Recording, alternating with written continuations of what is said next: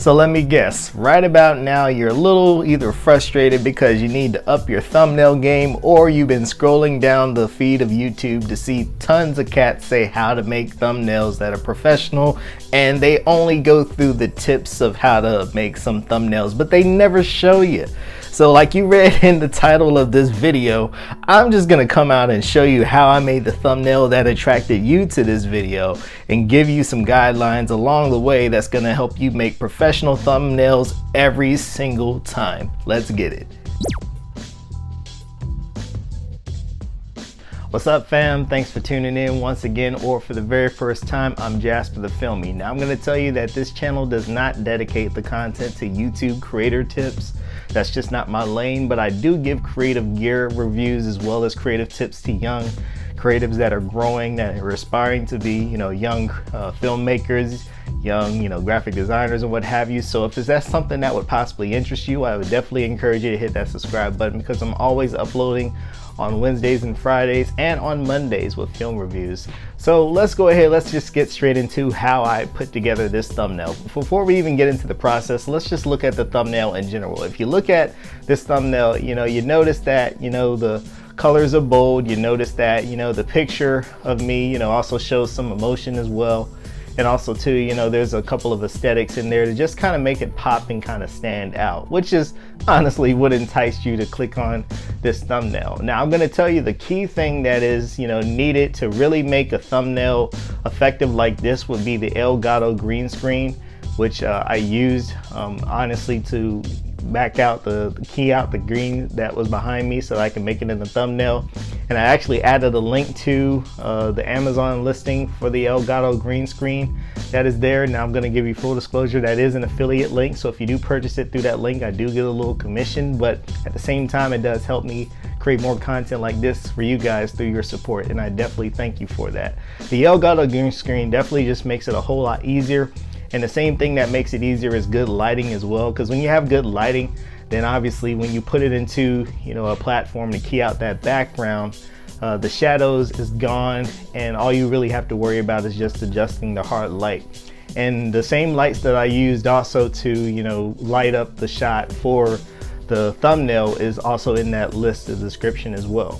And I made another video that I would like to refer you guys to. You can check it out after you watch this video, using that same green screen, using that same set of lights to make YouTube videos like what you guys are looking at right now. And if you would like to check out that video, definitely would just click on that link right up there, or at the end of this video I add the thumbnail so that you guys can click on it to check it out. Because overall, to get a good, clean, professional look just like this is really simple when you have the right tools. Now it doesn't remove the fact that you have to have good content, but at the same time, if you could just knock out the good visual aesthetics first, that's definitely going to be a big part to get you started. Literally there, I got my light set up there, and then at the same time, all I'm really using is my phone.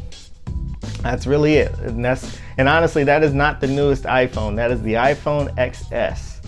The iPhone XS is the phone that I'm using to take that picture. Literally, I'm putting it in portrait mode, and then I have obviously my light, and then I have a holder there to hold up the phone so that I can take that picture as well. And I'm just gonna kind of go through a couple of test shots in there, so that I can just kind of get a few visual aesthetics. Obviously I have the timer mode on there so that I can walk away from the camera and take a couple of quick shots. So here you guys are gonna see me just doing some crazy poses and stuff like that.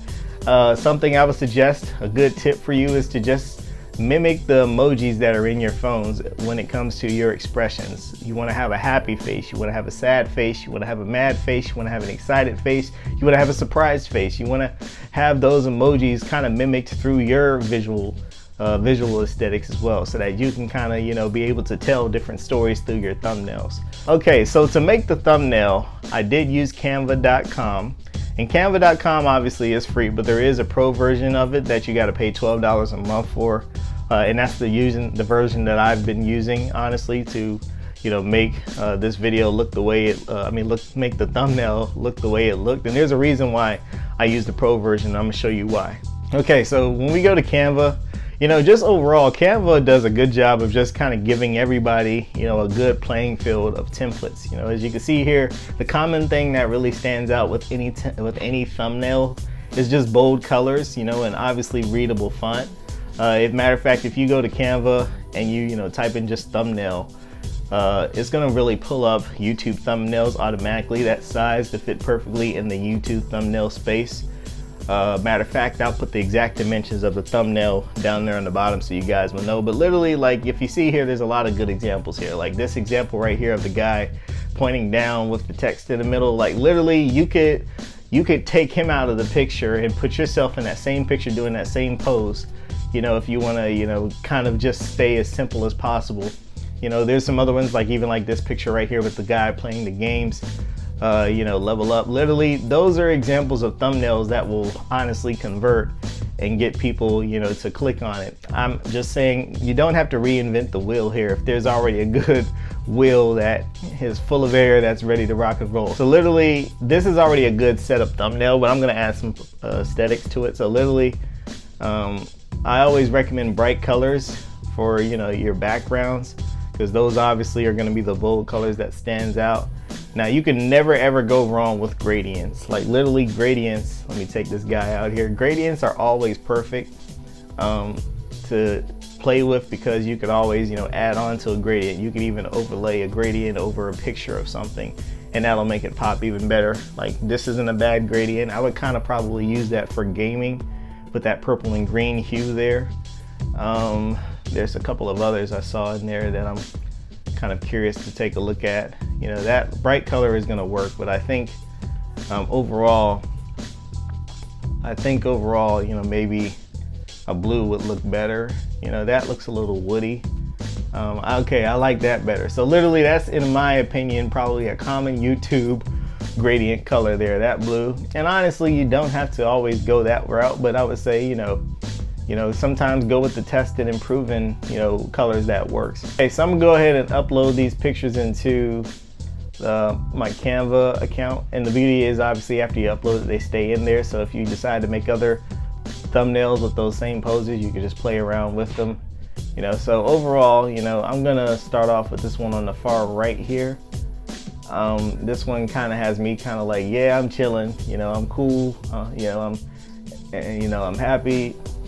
You know, I honestly like to smile in most of my thumbnails. That's a personal thing. I know the rules of YouTube sometimes says you have to make crazy faces and stuff like that, but you know, me personally, I'm just kind of a chill guy. You know, I don't, you know, want to look crazy. You know, at the same time, I also have a professional reputation I have to maintain as well, so I can't be looking all crazy out there. But I get it, YouTube says you gotta somehow grab people's attention. But I personally believe, you know, with a good smile that really is warm, you know, sometimes people could warm up to that, you know, naturally. So I'm gonna crop out that little excess area there. And then the reason why I use the pro version of Canva is because the pro version of Canva has a background remover tool in there. So literally, if you go into filters, if you flip it, you can flip it the other way around, so it can face that way.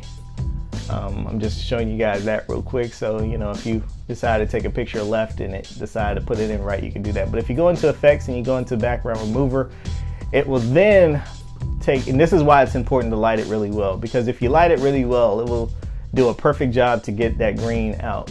You know, so here we go, boom. Literally all of that green is gone. My outline is pretty clean and pretty clear. And then you got me, you know, looking pretty nice and crisp there. So literally, you can't flip it after you do that background remover, unfortunately. Now, if you have the Adobe Spark platform, you could do that, but on Canva, you can't do that. Now, Adobe Spark is a little bit more, but Canva, like I said, if you do the pro version, all you gotta pay is 12 bucks a month. So anyway, now at this point, all you really just need is, you know, to bring it to the front, you know, and then get some good popping text in there, because that text isn't going to really grab anybody when it's on YouTube. And this obviously isn't a thumbnail that I used for this, but I'm just proving a point here real quick.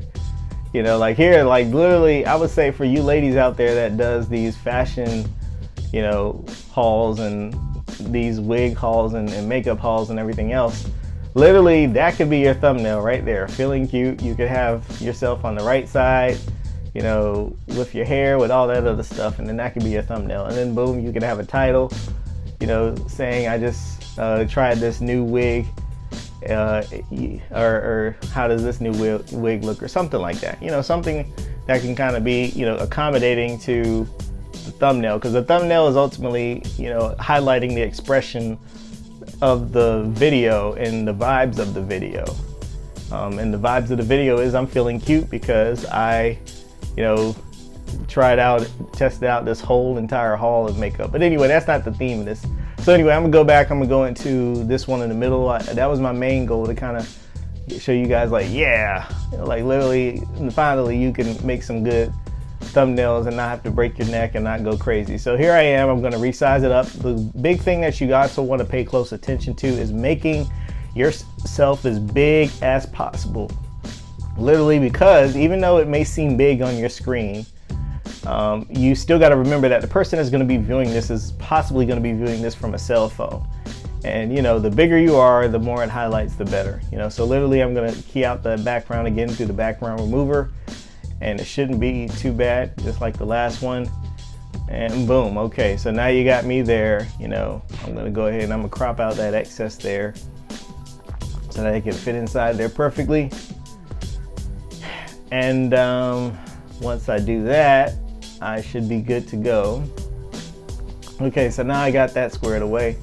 And now all I really got to do is just focus on pretty much the text that goes into my thumbnail there. So literally I'm not going to use feeling cute, because that expression that I'm making isn't saying well, I would have to be crazy to say I'm feeling cute. Yeah, I'm feeling cute, baby. That's how I feel. Nah, yeah, with the expression like that, if you go to your old lady and be like, yeah, babe, I'm feeling cute, looking like that, she might look at you like you're crazy. But anyway, usually you want to use really bold text on your thumbnails.